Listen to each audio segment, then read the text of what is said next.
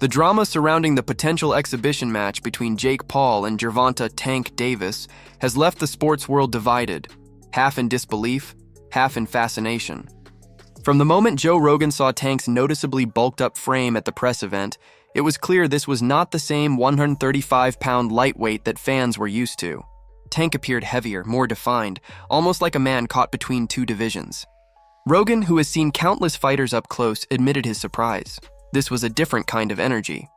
Yet, beneath the surface of physical transformation lay an even deeper tension. The balance between spectacle and sport, money and legacy.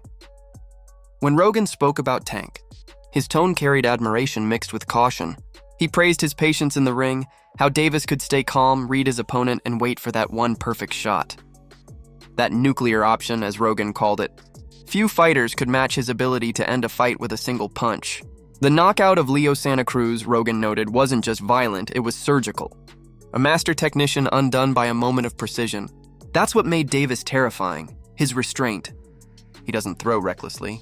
He waits, watches, and then detonates. But as Rogan and others pointed out, against Jake Paul, a man who outweighs him by nearly 100 pounds, that advantage might not be enough. The upcoming fight, at a staggering 195-pound catchweight, raised eyebrows across the boxing world.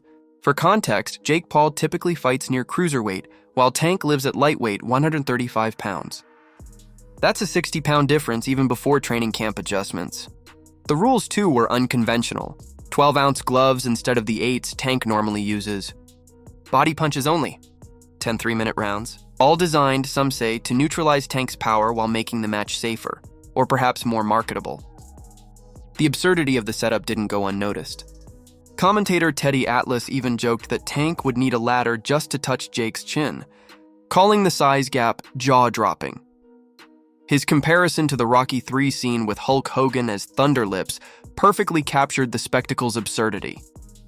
Behind the scenes, Tank's trainer Calvin Ford voiced concerns that heavier gloves and altered rules would make things harder for his fighter. "We don't fight in 12-ounce gloves," Ford said. "That's training gear."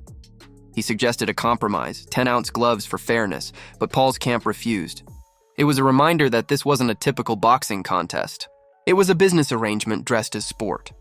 And Joe Rogan didn't mince words about that either.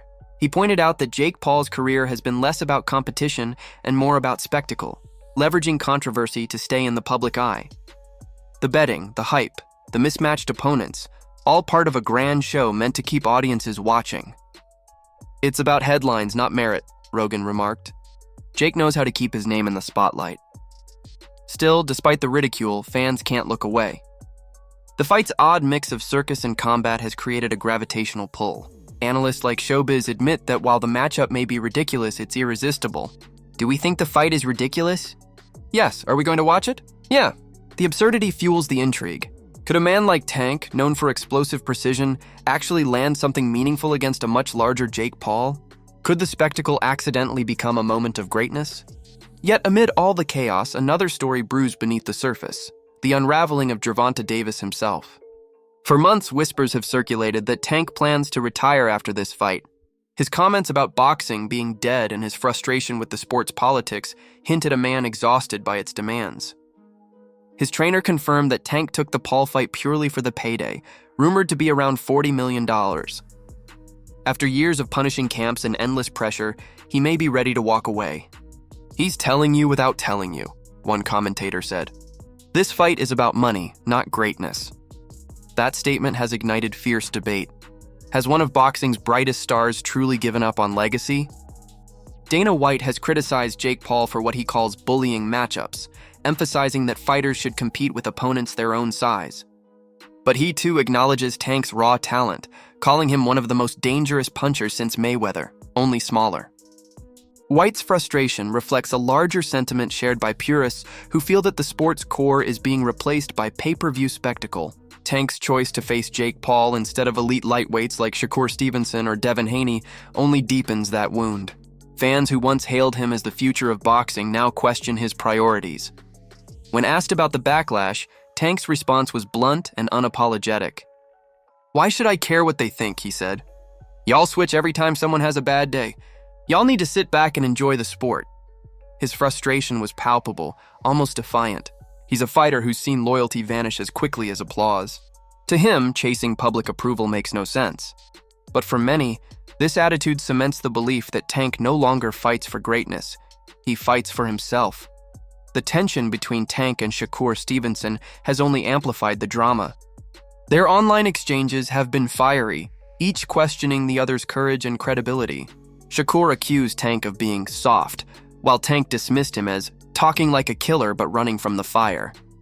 Fans see this as a lost opportunity for one of boxing's most exciting matchups, now overshadowed by a YouTuber exhibition. Even Rogan, who admires Tank, seemed disappointed that such a naturally gifted fighter might trade legacy for spectacle. "He's so unique, so patient," Rogan said, "but we want to see him fight someone his size at that elite level." Meanwhile, actor and martial artist Michael Jai White joined the conversation, grounding it in realism.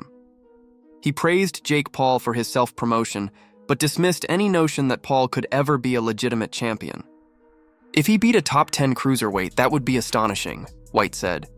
"But let's be honest, he's fighting old men and mismatched opponents."